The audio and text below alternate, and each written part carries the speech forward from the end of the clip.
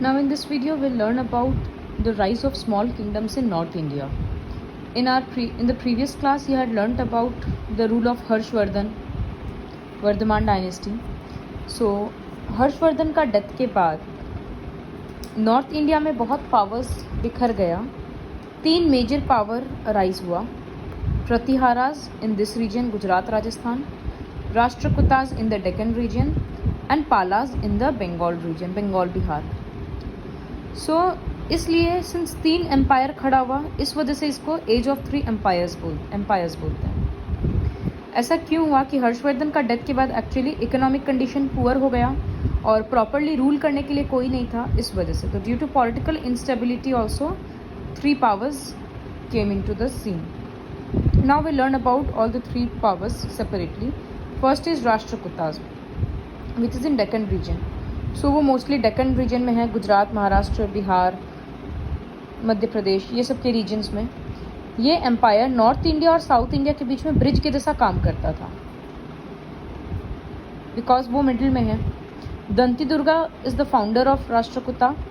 Then Govinda III and Amoghavarsha are some of the famous Rashtrakuta kings. Rashtrakutas were great warriors, art lovers and scholars. वो लोग titles लेता था जैसे चक्रवर्ती, महाराजा धीरज, परम भट्टरक, मतलब किंग दूसरे लोगों को टाइटल देता था. ये सब वो लोग आर्मी बहुत अच्छे से मेंटेन करते थे, ट्रेड बहुत अच्छा था. उनका मेन रिलीजन जैनिज़्म था, बट बुद्धिज़्म, हिंदूज, मुस्लिम सबको पैट्रोनाइज करते थे, मतलब सपोर्ट करते थे. Rashtrakuta rulers were great patrons of art and learning. तो वो लोग ये सब चीज़ के पीछे काफ़ी रुपया खर्चा करते थे. बहुत सारा टेम्पल्स है, जैसे rock cut temples of Ellora जो कि हिंदुज़म को डिपिक्ट करता है. इस तरह से अलग अलग रिलीजन का भी बहुत सारा टेम्पल्स वगैरह है, पूजा करने का प्लेसेस है. अमोघ वर्षा जो कि खुद एक किंग था, वो संस्कृत का लवर था और वो खुद एक बुक लिखा, Kavirajamarga, one of the earliest work in Kannada poetry. Then Rashtrakutas, the power of the Rashtrakutas came to an end because they were defeated by Chalukyas. Next in the Bengal region was Palas. Bengal में उस टाइम पे बहुत पॉलिटिकल इंस्टेबिलिटी था, लोगों में पीस नहीं था. तो गोपाला बोलकर एक इंसान वो पीस लाया और आपस में लोग जो लड़ाई, किंग्स आपस में छोटा मोटा बिजनेसमैन या किंग्स लड़ाई कर रहे थे, वो सबको, रॉयल फैमिलीज लड़ाई करता था, वो सबको ये ख़त्म कराया और ख़ुद को वो किंग डिक्लेयर किया. इसके बाद जो भी रूल करने आया वो सब पाला यूज़ करता था, from the word Gopala, like Dharmapala. So the dynasty came to be known as Pala dynasty. वो 400 ईयर्स तक रूल किया. Dharmapala was the greatest ruler of Pala dynasty. वो बुद्धिज़्म के फेवर में था, तो बुद्धिस्ट एजुकेशन के लिए विक्रमशील विहार बनाया. His son Devapala extended the पाला एम्पायर एंड डिफीटेड द हंस. फिर धीरे धीरे पाला डायनेस्टी ख़त्म हुआ. नाउ द पाला rulers were the follower of Buddhism.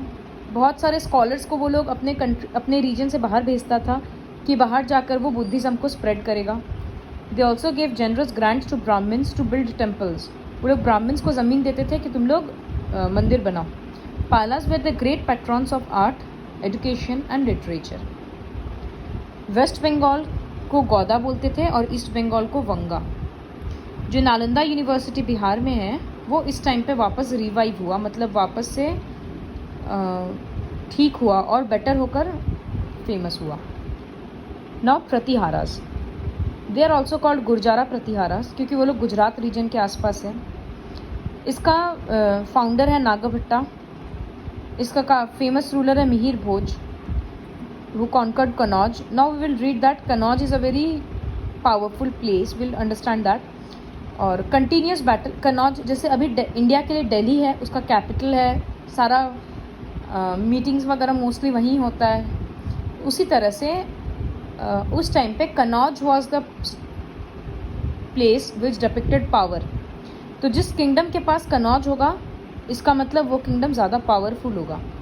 तो ये लोग कनौज को कैप्चर करने के लिए आए दिन लड़ाई करते रहते थे, जिसकी वजह से क्या हुआ कि इनका खुद का रिसोर्सेज ही कम गया, क्योंकि वॉर करने से रुपया तो कमता ही है.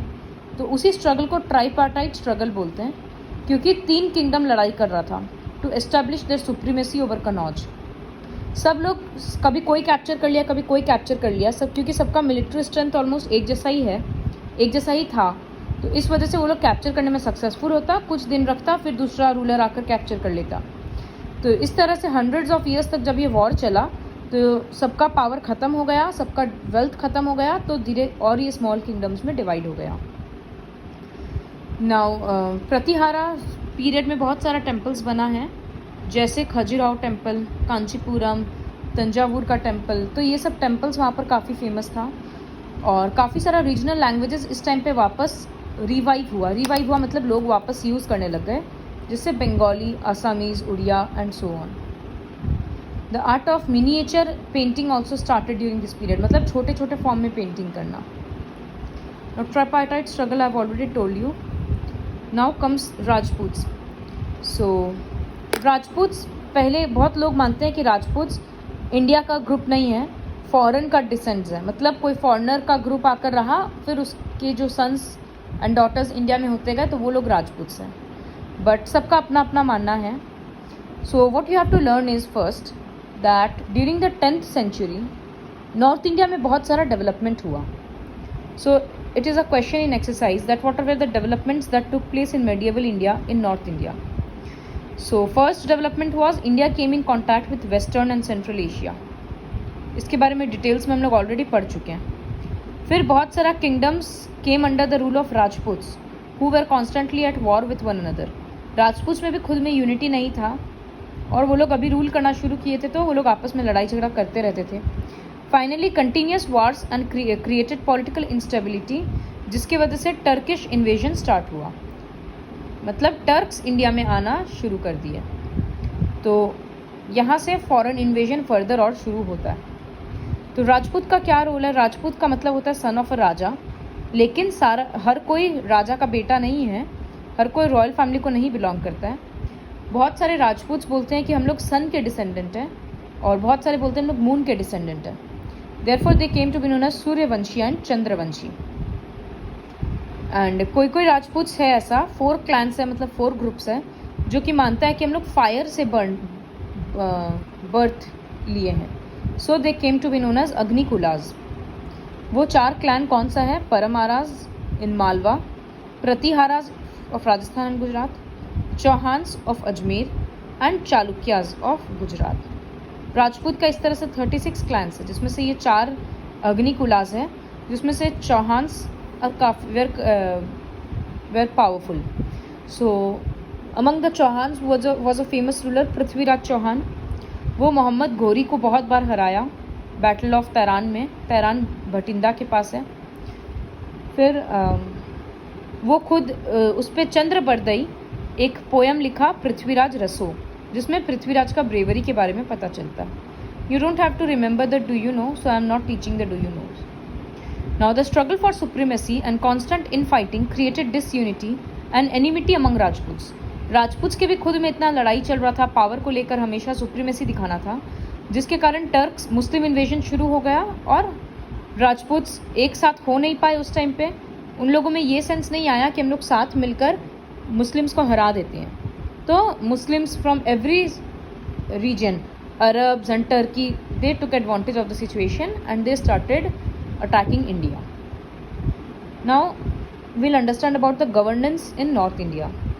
तो एडमिनिस्ट्रेशन जैसे होता है कि किंग पावरफुल है, वो जुडिशियरी और मिलिट्री दोनों का हेड है, और वो बहुत रुपया मेंटेन करता था आर्मी को मेंटेन करने के लिए, टैक्स कलेक्ट करता था। इकोनॉमी, एक्चुअली क्लास बहुत अलग अलग था, अपर क्लास लोअर क्लास में बहुत डिवीजन था। तो feudal system was prevalent in north India. Feudal system मतलब किंग बहुत सारे लोगों को ज़मीन दे देता था और उससे टैक्स कलेक्ट नहीं करता था। तो इससे क्या होता था कि किंग को रेवेन्यू कम मिलता था। तो ग्रेजुअली क्या हुआ, चौहान्स जैसे जिन लोगों को ज़मीन मिलता था उनको ठाकुर्स या राइज बोलते थे। तो the feudal lords became powerful than the king. राजा से ज़्यादा पावरफुल धीरे धीरे करके फ्यूडल लॉर्ड्स ही हो गया, क्योंकि इनके पास इतना ज़मीन हो गया, जैसे चौहान्स और परमारास, और वो लोग फिर अपना एक इंडिपेंडेंट किंगडम बना लिया। तो ये होता था। बदले में ठाकुर लोग को करना क्या होता था, वो लोग को मिलिट्री मेंटेन करना होता था। किंग के लिए वो लोग आर्मी मेंटेन करके देता था, तो किंग बदले में उन लोग को ज़मीन देता था। गरीब विलेज में रहता था जो कि जिसका कंडीशन बहुत मिजरेबल था. Trade was prosperous and cities में, टाउन्स में, टेम्पल्स में ज़्यादा रुपया हुआ करता था. तो मंदिर वगैरह में काफ़ी रुपया होता था, इसलिए यहाँ पर लूट भी बहुत होता था. बार बार इन्वेड करने लोग आते और मंदिर लूट के चले जाते थे. सोसाइटी में कास्ट सिस्टम बहुत ज़्यादा था. किंग, ब्राह्मण्स और बड़ा बड़ा फ्यूडल लॉर्ड्स, ये सब का लाइफ लग्जरियस था. बाकी लैंड कल्टीवेशन का काम शूद्रास करता था. विमेन को पढ़ाई लिखाई करने नहीं मिलता था तो उनका लाइफ मिजरेबल था. और काफ़ी सारा इविल प्रैक्टिसेस जैसे सती सिस्टम, चाइल्ड मैरिज, पॉलीगैमी मतलब ज़्यादा शादी, ये सब जैसा सिस्टम्स भी प्रिवेलेंट था. नाउ रिलीजियन उसमें विष्णु और शिव को वर्शिप करते थे, लक्ष्मी, दुर्गा, ये सब को. वो लोग राजपूत किंग्स ब्राह्मण्स को लैंड देते थे, ब्रह्मदेया एंड अग्रहारा. ब्रह्मदेया मतलब बिना टैक्स के लैंड दे देते थे. अग्रहारा मतलब ज़मीन देते थे कि तुम लोग इसमें मंदिर बनाओ या कोई पूजा पाठ का जगह बनाओ. So Hinduism was popular, than Buddhism. तो बुद्धिस्ट लोग दूसरे जगह पे जाकर शिफ्ट होने लग गए क्योंकि टर्क्स लोग आकर अटैक करने लग गए उनका मोनेस्टरीज़ को.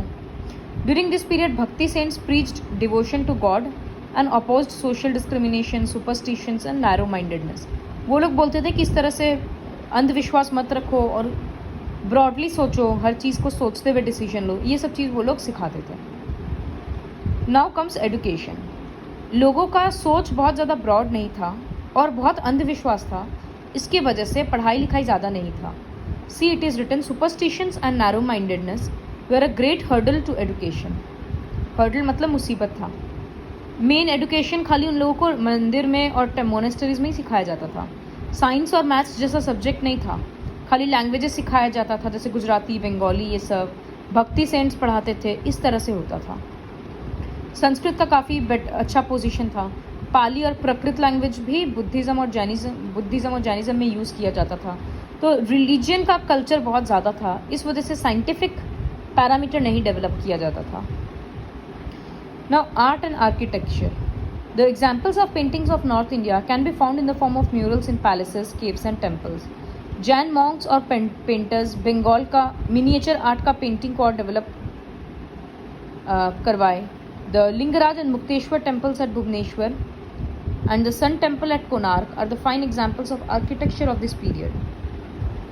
ट्रेड, तो इंडिया का ट्रेड रिलेशन दूसरे कंट्रीज़ के साथ भी हो चुका था क्योंकि हम लोग पढ़ चुके कि नॉर्थ इंडिया में डेवलपमेंट हुआ था, वो फॉरेन एशिया के contact, rest of the Asia के कॉन्टैक्ट में आ रहा था. तो ईस्ट, साउथ वेस्ट और वेस्ट एंड सेंट्रल एशिया के कॉन्टैक्ट में आया, यूरोपियन कंट्रीज़ के कॉन्टैक्ट में आया. The common features in the political, social and cultural life in different parts brought the people of India closer. Later on this proved to be a great boon for Afghans, Turkish and Mughal rulers to establish their rule in India. सब लोग पहले business करने के हिसाब से आए, वो लोग आकर इंडिया में इंडिया का कल्चर देखे, इंडिया का सीक्रेट्स पता किए, इंडिया के बारे में और जाने. तो इस तरह से धीरे धीरे वो लोग इंडिया में फिर अटैक करना शुरू कर दिए. इसीलिए लिखा है कि ट्रेड दूसरे कंट्री के साथ ओपन करने से अफगान्स, टर्क्स और मुगल्स को बहुत फ़ायदा हुआ. The world famous Khajuraho temple complex was built by Chandelas, rulers of Bundelkhand, who were the earlier feudatories of Pratiharas.